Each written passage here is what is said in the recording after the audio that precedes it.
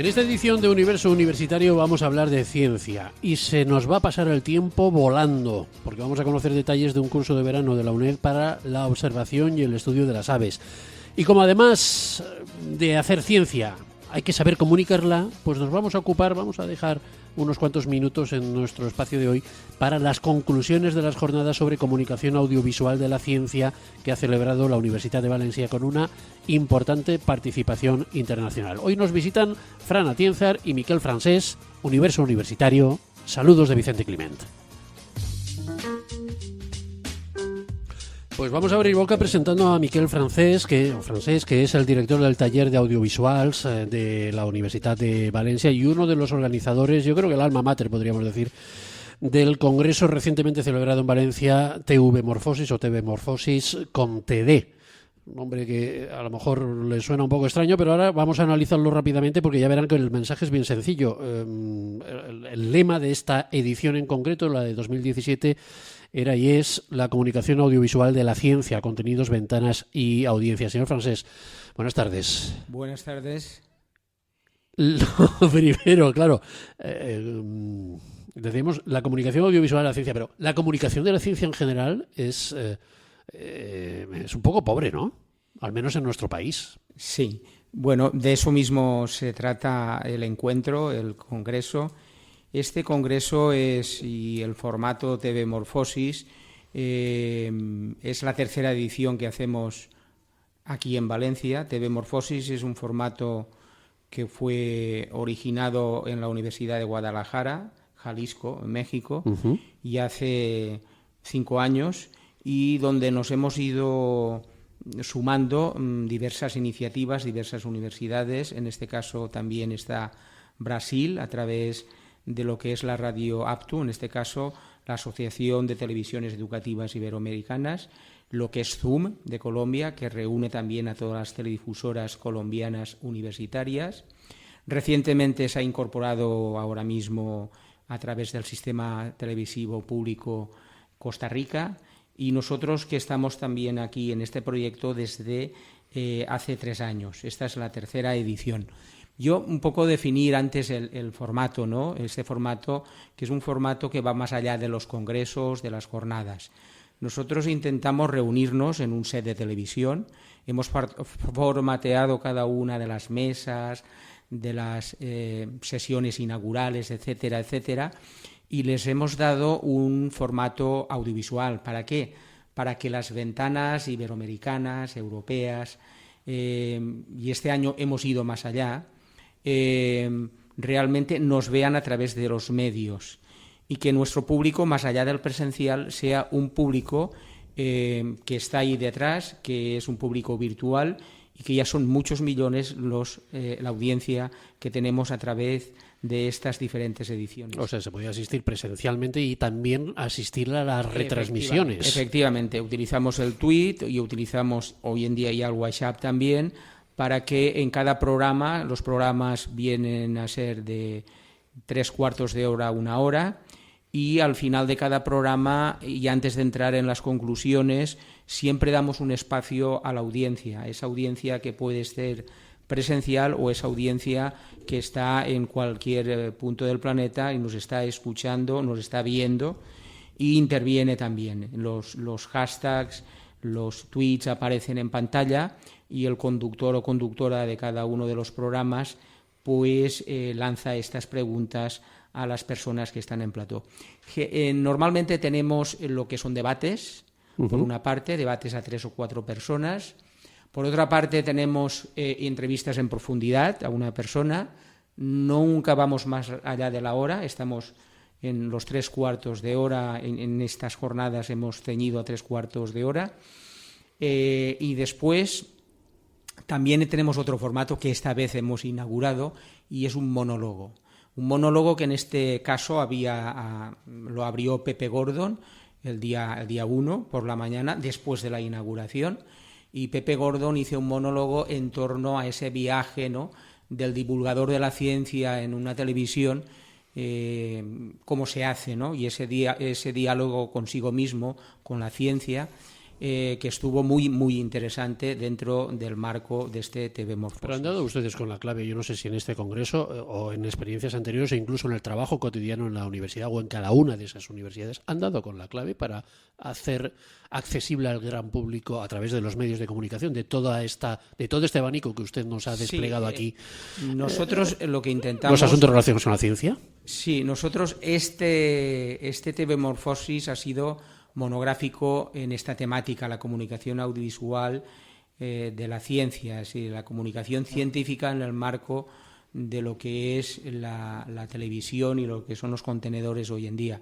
Y sobre todo, lo que hemos analizado en este TV Morfosis, porque cada TV Morfosis tiene una temática diferente, hemos analizado pues diversas materias, ¿no? Respecto al marco en general de la comunicación, sistemas, gobernanzas, lo que son archivos, tecnologías, contenidos, formatos y desarrollo de nuevos formatos, etcétera. En esta ocasión nos hemos centrado en la comunicación científica. Y en ese sentido hemos ido ya más allá de Iberoamérica, porque el marco de TV Morfosis es propiamente Iberoamérica, pero dado que había un proyecto en el cual que yo participan más universidades, ¿no? En este caso, a nivel y a escala pues de universidades americanas, universidades europeas, universidades de Nueva Zelanda, de Australia, universidades españolas.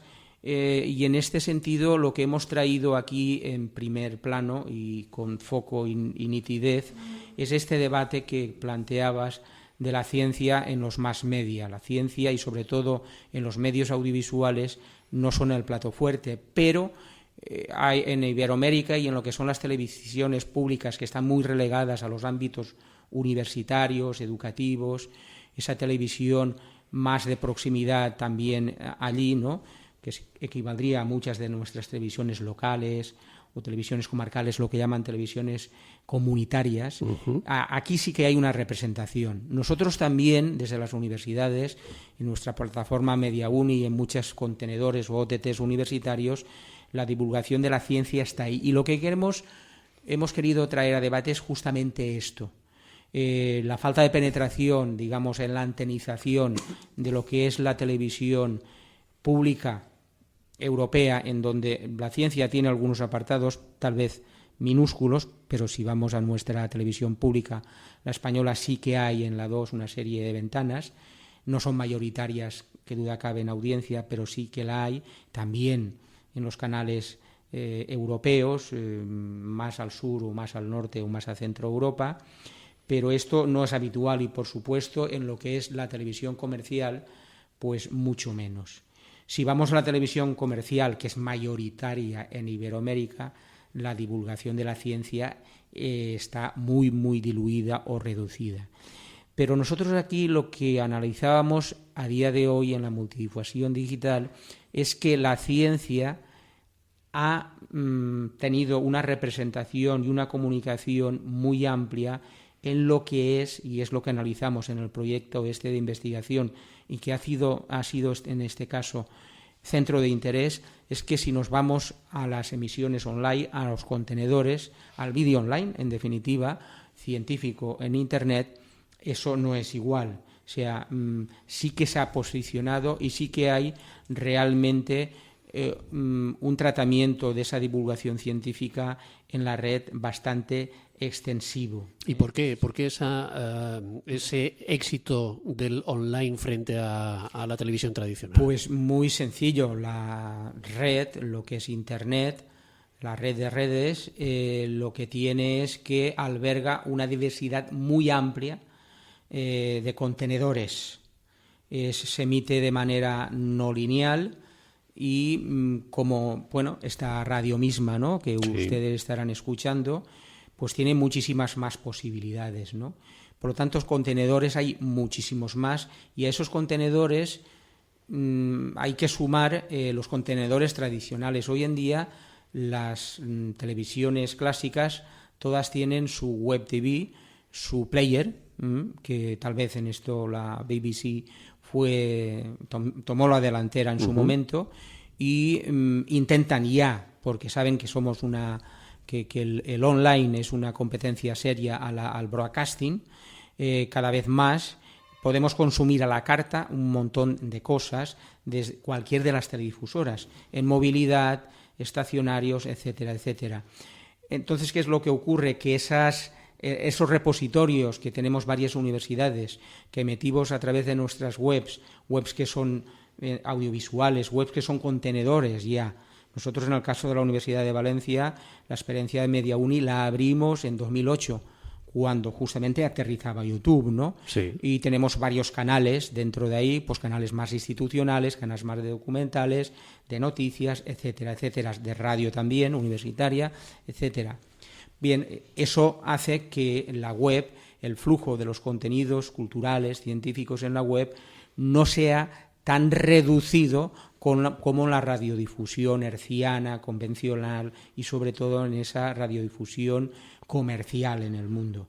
Creo que estamos en los inicios de otra etapa y en estas jornadas pues hemos dado fe de ello y además han salido bastantes alianzas para fortalecer este tipo de nudos, este tipo de trabajo en nube, de trabajo corporativo que nos hace falta para dar valor y para que esa transferencia, ¿no?, digamos, de conocimiento, en este caso también tecnológica, pero sobre todo de conocimiento, pueda ser una realidad. De hecho, en estas mismas jornadas, el día anterior al inicio, en una jornada previa, aquí cerca en la nave, en el centro de la ciudad, en nuestro edificio cultural, presentamos una coproducción de los 5 países, ¿no?, que representamos TV Morfosis, que se llama Vidas y Bebidas, una coproducción de 12 capítulos en donde analizamos desde el punto de vista antropológico, social, cultural, económico, lo que son las vidas que hay detrás de una serie de bebidas de Iberoamérica, en donde analizamos su origen, su territorio, su vertebración social, su difusión, su elaboración, etcétera, etcétera.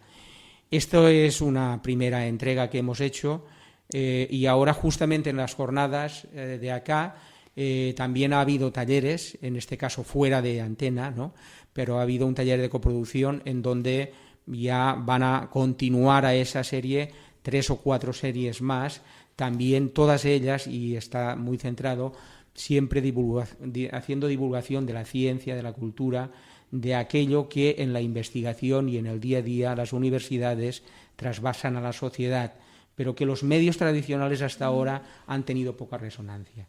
Y un poco es esta la filosofía, ¿no?, que hemos mantenido en estas jornadas de TV Morfosis entre el 31 y el 3 el 31 de mayo y el 3 de junio. Luego entiendo, don Miquel, que no es un problema de falta de cultura de la población, que no a la que le resbale el tema científico, sino es cuestión de buscar la forma y el horario y la disponibilidad para que puedan acceder a ellos, ¿no? Sí, bueno, es cuestión de... Y un envoltorio vistoso, me imagino. Efectivamente. Bueno, es cuestión de tener en cuenta variables diferentes y en este caso pues tenemos que mirar muy bien nuestro público cuál es. Nuestro público depende de los formatos que hacemos, va dirigido a un target poblacional u otro. En este caso lo que intentamos en estos debates es llegar a los targets de la gente que está trabajando en la investigación, tanto estudiantes como expertos, como profesores, en definitiva, esa amplia comunidad universitaria. Ese es el público, ¿no?, de TV Morfosis, pero en el caso de las series que hemos hecho como Vidas y Bebidas, nuestro target es el gran público. Claro, eso es y nuestro objeto digerible. Es aplegar a unos nichos y a unas ventanas de consumo mediático que vayan más allá de lo que es el universitario. Por eso estamos en negociación para que televisiones como la Pública Española, que es internacional y en el canal internacional lo emitiría, porque iríamos en la 2, también se emitan, y otro tipo de teledifusoras también en Iberoamérica que van más allá de la televisión educativa, comunitaria, universitaria. Y que también tenemos esa vocación de llegar al gran público en otros medios. Por ejemplo, la Universidad de Guadalajara, México, que es la fundadora del formato, pues tiene un canal 44 en México, que es de los canales públicos que tienen una gran audiencia más allá de Jalisco, ¿no? Allá las teledifusoras públicas universitarias tienen una difusión herciana en cable, satelital, desde hace mucho tiempo. Canal Zoom o las televisiones brasileñas no utilizan solo Internet. Otro caso es el caso europeo, en donde la radiodifusión herciana o normalizada al uso que hay universitaria es muy reducida. Apenas hay experiencias de este tipo. En esta ciudad mismo todos nos acordamos de nuestra compañera de viaje, la Universidad Politécnica de Valencia, que emitió, pero después de las concesiones de TDT última estaba fuera, no tenía tal, y al final emitía por ONO, y al final en la reorganización o reordenación de las TDTs ha quedado fuera, ¿no? Bien, claro, no tenemos más solución. Nosotros esa vocación, en el caso de la Universidad de Valencia, ya apostamos en 2008 de que nuestra plataforma era la red y teníamos que llegar a un público determinado. Hoy mismo, ahora mismo en este 2017, estamos haciendo una nueva interface más actualizada de lo que es nuestra plataforma de emisión, y en donde tenemos ya un montón de consumo de productos online que han ido a las televisiones importantes como Televisión Española, Televisión de Cataluña, lo que fue Televisión Valenciana, y que tenemos diferentes repositorios donde están ese tipo de proyectos. Además, muchos de esos y contenidos, ¿no? Muchos de esos productos imagino que son reutilizables, por así decir. Efectivamente, la que mayoría, no tiene fecha de caducidad. Sí, bueno, esto es así como en cualquier medio. Si estamos en un género que es actualidad e informativos, todo eso pues tiene una fecha de caducidad, claro, ¿no? Pero si estamos, que nosotros sobre todo lo que hacemos es programación de desarrollo de proyectos científicos, de conclusiones, no sé, es un trabajo que llevamos unos años y que ya acabó hace un tiempo, que es el trabajo sobre el desarrollo de las técnicas de sustanciación y síntesis de lo que es Stevia, este proyecto que debería ir más allá de lo que son las industrias azucareras. Pues eso lo hemos realizado con mucho tiempo, con una serie de microhistorias que al final hacen un conjunto más transmedia, y todas estas cosas salen a partir de grupos de investigación, y lo hemos encapsulado, lo hemos narrado, lo hemos contado de forma que se pueda reutilizar para el gran público, y esto, que duda cabe, pues va a tener una duración en el tiempo. No quiero decir que va a ser atemporal, pero sí que va a durar durante muchos años. Sí, vamos, la vigencia del contenido que es. Que hay material para poder establecer este tipo de convenios de los que usted nos hablaba. Elevándonos un poco por encima del contenido, pero sin salirnos de la materia, del contenido del Congreso me refiero, ¿cuál es su opinión? ¿Quién debería divulgar o quién puede divulgar mejor? Alguien ajeno a la ciencia, pero que tiene códigos de comunicación y pueda aprender lo suficiente como para hablar de un asunto concreto científico en un programa de televisión, o un científico en fin, que intente aprender los códigos de la comunicación. ¿Qué es más fácil de conseguir? Bueno, yo creo que hay formatos para todo. Todo es cuestión de tener una idea, guionizar y formatear. Porque los científicos no tienen fama de ser grandes comunicadores, no, en general. Pero los hay de buenos comunicadores. Sí. Hay gente que es buena comunicadora. Nosotros en este caso abrimos con Pepe Gordon. Creemos que Pepe Gordon es un gran comunicador, es un gran divulgador. También aquí lo ha sido Punset, ¿no? Es decir, hay personas que lo han hecho bien, pero también hay programas de sofá, de plató televisivo, que a partir de lo atractivo, lo fácil, etcétera, etcétera, han iniciado esa andadura.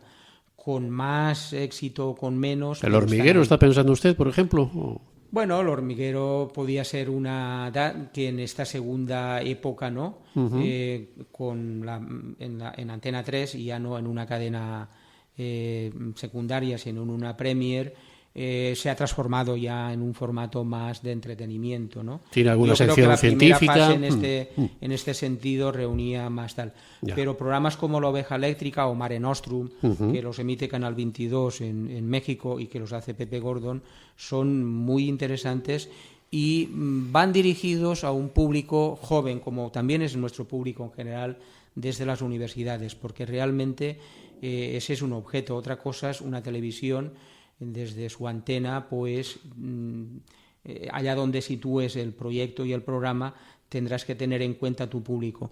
Nosotros en este sentido, a nivel español, acabamos de hacer ahora ya toda una serie que se llama La Universidad Responde, y que son 33 universidades las que han participado, a 10 capítulos cada una. Estamos hablando de un proyecto para el gran público, para que lo entiendan todos. Televisión Española está a punto de firmar un convenio para difundirlo, también lo haría en el canal internacional. Vamos a intentar que varias universidades iberoamericanas acaben de completar este proyecto. 330 programas son importantes. Son muchos. Estamos hablando de programas. ¿Y de qué versarían? Mínimos, de programas de 2 minutos, pero que hablan de todas las ciencias, de todas las disciplinas universitarias, en donde hay aplicación científica, ciencias sociales, ciencias humanas, etcétera, etcétera. Entonces, en este sentido, lo que planteamos es decir, no sé, te podría decir, por hablar de humanidades, y los derechos digitales con Internet, ¿hasta dónde llegan? ¿Hay fronteras en la regulación? Esa podría ser una pregunta. Sí. Entonces, en estas contestaciones de 120 segundos, lo que intentamos es que en primera persona el investigador nos explique, con una serie de imágenes complementarias, pero en un registro muy televisivo, y sobre todo que se entienda para el gran público cómo funciona eso, o qué es la nanometría, qué implica la nanometría en la curación del cáncer. Sí. Cáncer y nanometría, ¿qué tienen que ver?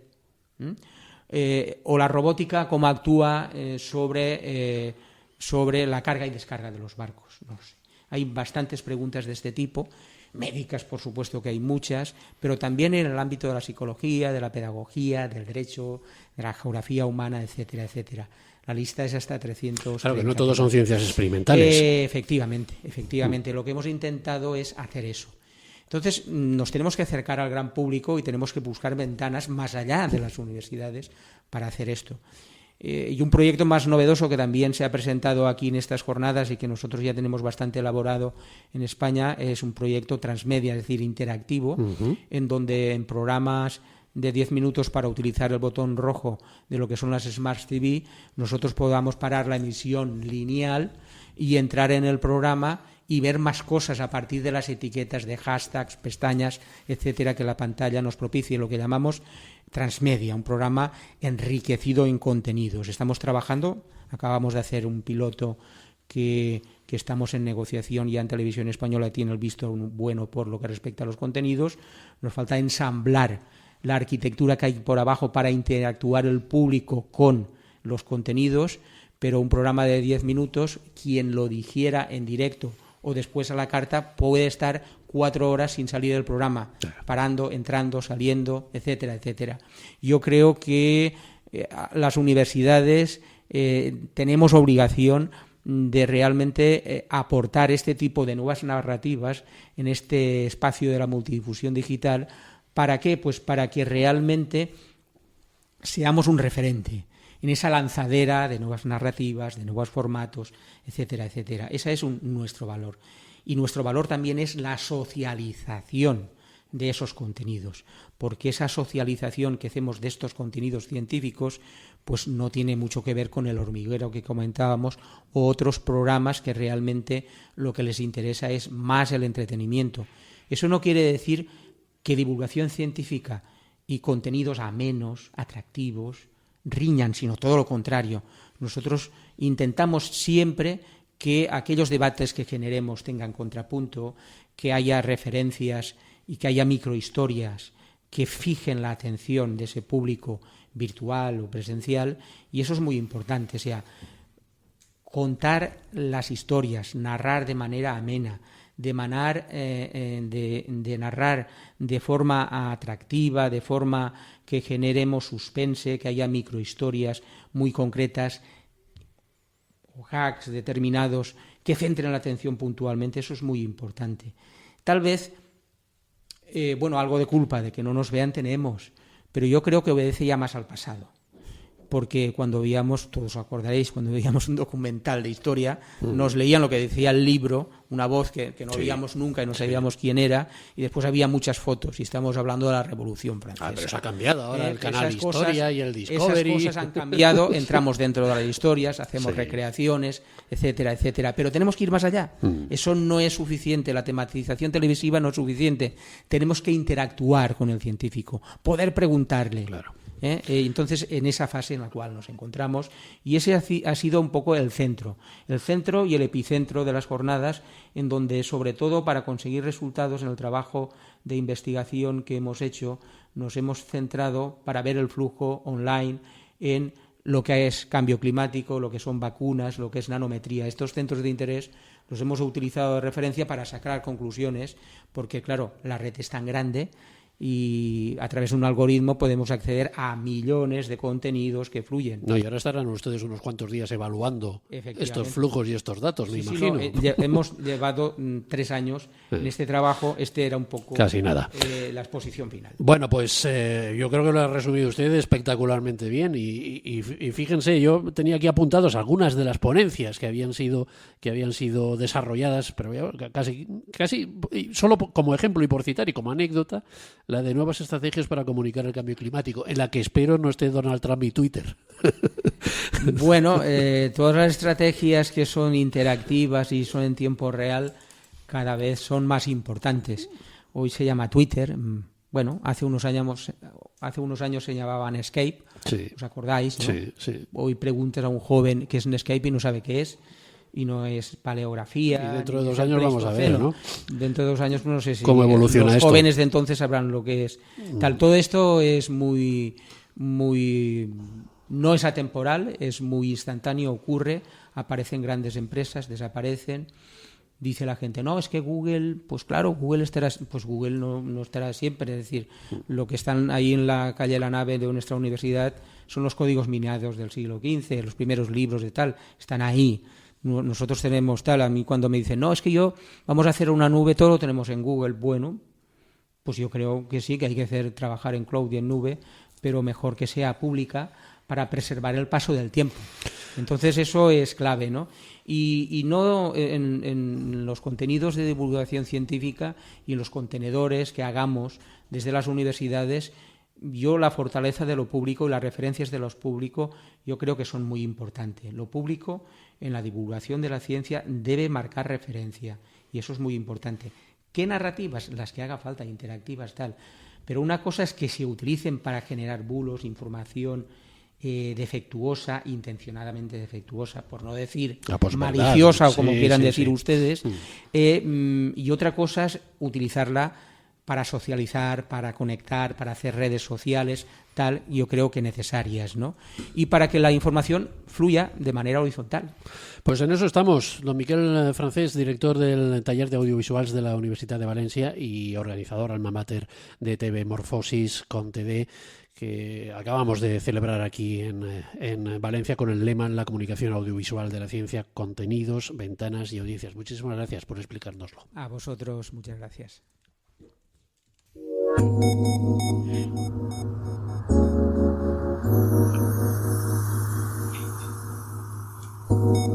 En nuestro planeta parece ser que hay, yo no las he contado desde luego, pero hasta 10.000 especies de aves. Iniciarse en la observación y el estudio de las mismas, hombre, no de todas, es el objetivo de un curso de verano que ha organizado la Universidad Nacional de Educación a Distancia en Valencia. Más concretamente, el curso se va a celebrar en la ciudad de Gandía y en algún otro sitio que ahora comentaremos con Fran Atinzer, que es el coordinador del curso. Fran, buenas tardes. Hola, buenas tardes, Vicente. ¿Tantísimas especies de aves hay en el planeta? Sí, y bueno, y las que podrían quedar aún por descubrir, claro. Eso es una cifra, pero cada día, entre que algunas desaparecen y otras están apareciendo, pues es no tanto como los insectos, pero aún quedan muchas por descubrir. ¿Y cómo es posible que queden aves por descubrir? Porque bueno, sí, lo de los insectos o lo de los peces en mares abisales, en zonas abisales del océano, pues eso todavía se entiende que de vez en cuando aparezca alguno nuevo, pero las aves... pues porque hay sitios como pueden ser junglas o bosques aún primitivos que quedan aún por investigar. Lógicamente hay sitios que el ser humano aún no ha llegado o especies que son difíciles de detectar. Claro. Ya. Fran, ¿quién se apunta a este tipo de cursos? ¿Cuál es el perfil del estudiante? Vale, la idea de este curso es iniciar a la gente que ya tenga unos conocimientos previos o incluso que no tenga ninguno. La idea va dirigida al público en general. Imagino que mayormente se apuntarán estudiantes, unos por los créditos, pero la gran mayoría normalmente es para aprender de este mundo, que la verdad que acaban bastante fascinados, porque aquí lo que vamos a tratar es una serie de técnicas, no solo la observación, sino también lo que es el canto, cómo reconocerla por el canto, cómo reconocerla por la forma, y vamos, es algo que la gente pues disfruta y es cuando más aficionados aparecen en este mundo de la ornitología, claro. ¿Cuántos aficionados puede haber? ¿Hay alguna manera de establecer un censo de personas que puedan tener como afición la ornitología o la simple observación de las aves en un entorno abierto? Eso es bastante difícil. De hecho, hay varias asociaciones no gubernamentales que están centradas en lo que es las aves, como puede ser a nivel de la Comunidad Valenciana tenemos la Sociedad Valenciana de Ornitología, y a nivel nacional pues tenemos la Sociedad Española de Ornitología.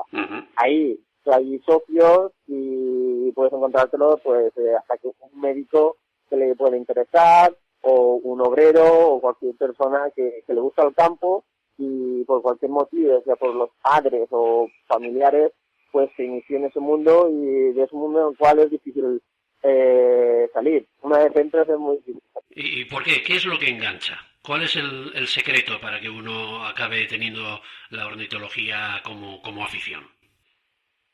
Secreto, pues uno de los secretos sobre todo es el tema de las migraciones, el hecho de poder ver cómo pequeñas aves, como pueden ser los cirundínidos, del grupo de los cirundíneos, las golondrinas, para que la gente nos entienda, el hecho de que ahora mismamente nos están criando en nuestras casas de estas de aceros o en campos, o los aviones comunes en nuestros balcones, nos crían, pasa el verano, llega el otoño, y sobre el otoño más o menos ya todos han ido a sus cuarteles de invierno en África, y al año siguiente el nido que habían hecho pueden ocuparlo. Pues son cosas sorprendentes que de estas pequeñas aves, la capacidad de memoria que tienen de hacer tantísimos kilómetros y volver a sus sitios. O comportamientos muy sorprendentes a la hora de, por ejemplo, las aves de presa, pues observar cómo un águila puede depredar a un conejo o una perdiz. Bueno, son cositas que la gente cuando sale al campo las aprecia bastante y disfruta. Claro, sí. Lo más bonito también es el poder reconocer el aves en el campo, sobre todo con el oído. Es algo que los alumnos van a ver, de la algarabía que van a poder escuchar en el campo, de poder decir allí hay un petirrojo, allí hay una paloma torcaz, allí hay un estornino, ¿vale? Y van a ver cómo poco a poco, si se inician en este mundo, irán afinando el oído para poder detectar esas diferentes especies que están cantando prácticamente al unísono en la misma área. ¿Se ponen de acuerdo para cantar diversas especies en un mismo tono o con una misma cadencia o no?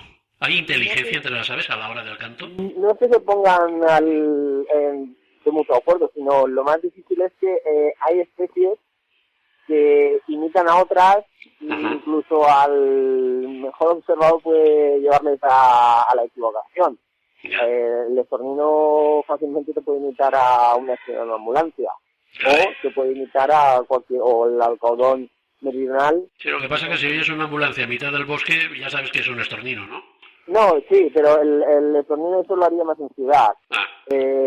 Un alcaudón, por ejemplo, te puede imitar a un jilguero por el simple hecho de atraerlo que es un ave de presa, hasta que se acerque y lanzarse y capturarlo. Y, por ejemplo, o también hay cosas sorprendentes en la naturaleza que espero que nos ocurra, porque vamos a una zona óptima para ello. Está el sapo parcero, que tiene un canto muy parecido a una especie de ave nocturna que es el autillo, y se puede llegar a confundir, porque es muy, muy, muy similar el canto, para que vean que no es tan fácil, pero a su vez es, se entra la cosilla de poder indagar y ese canto que es.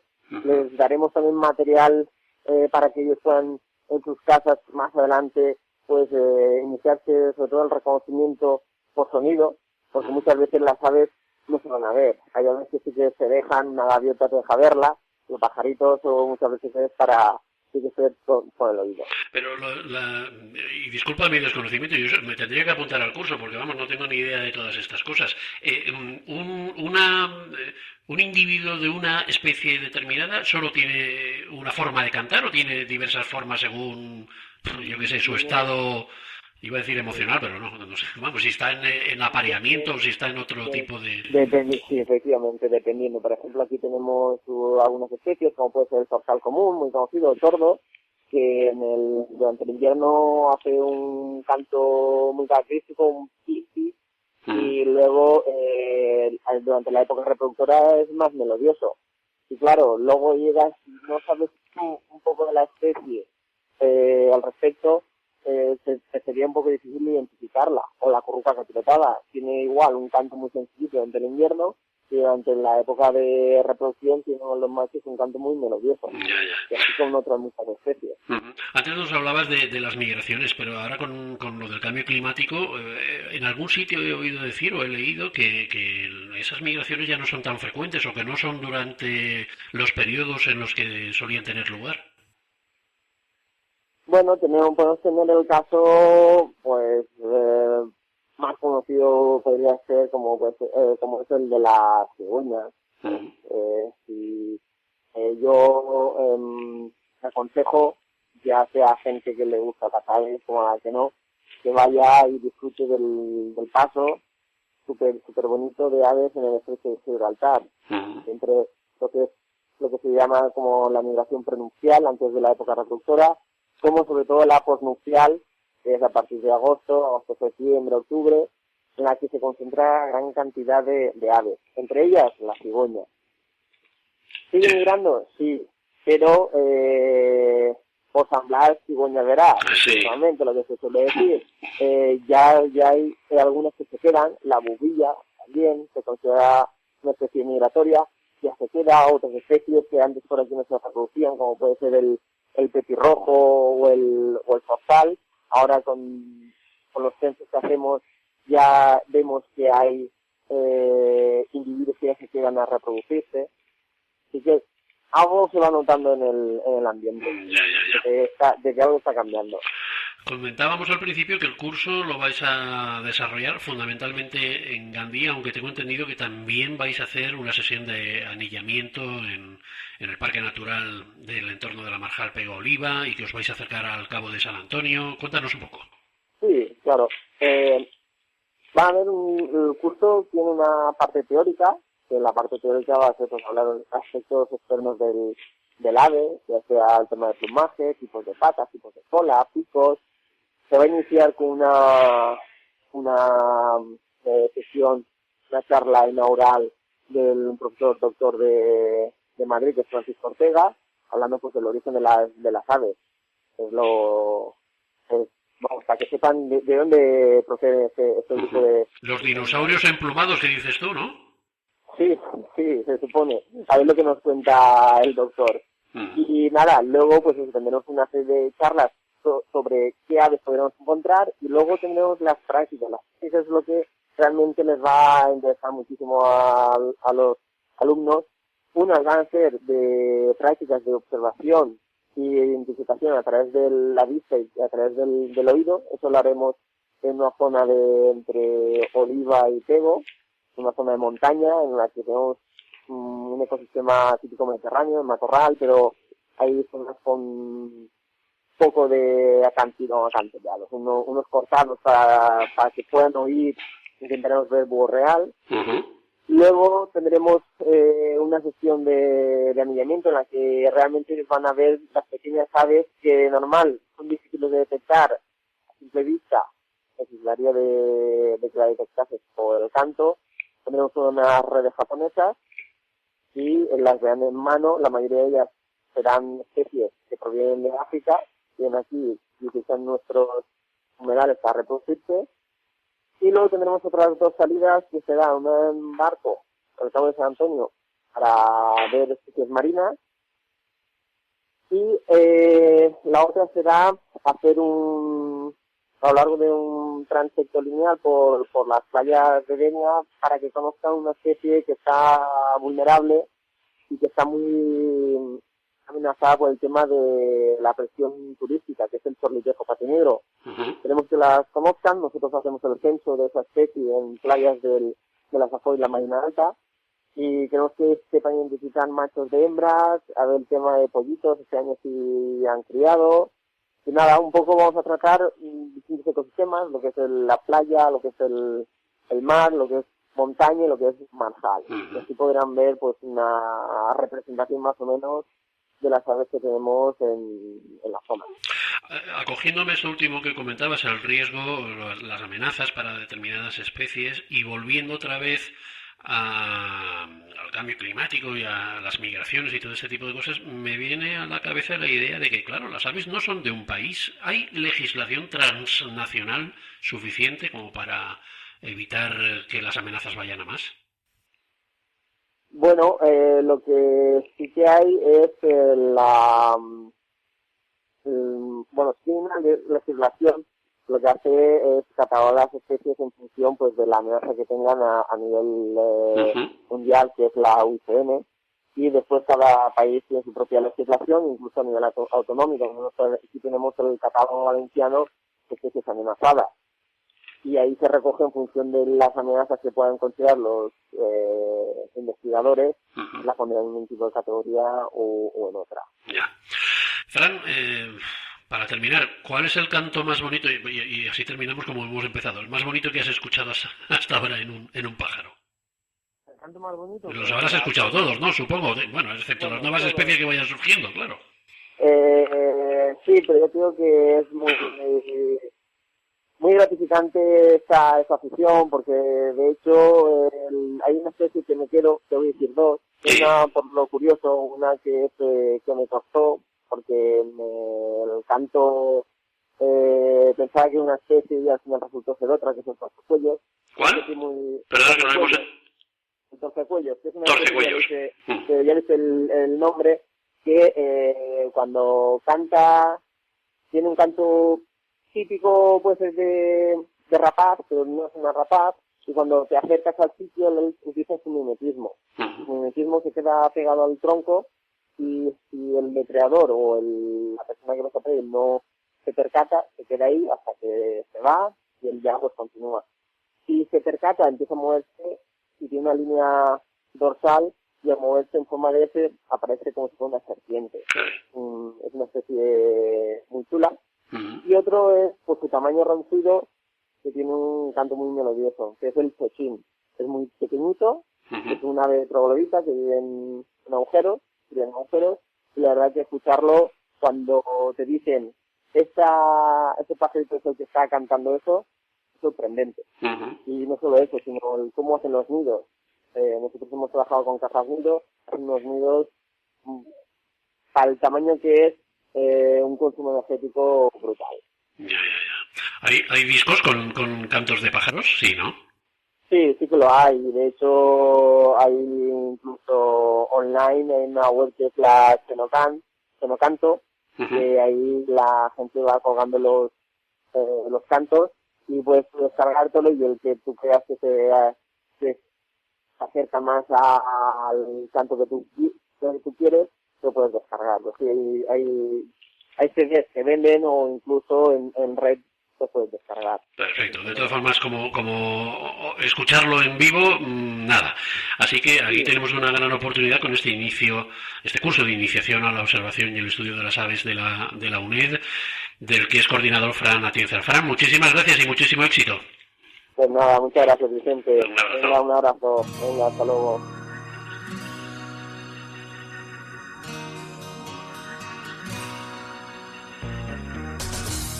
El estudio y la observación de las aves y el desarrollo y actualización de la comunicación científica se han dado la mano, o mejor dicho, el ala, en esta edición de Universo Universitario, que levanta el vuelo en este punto hasta un próximo avistamiento.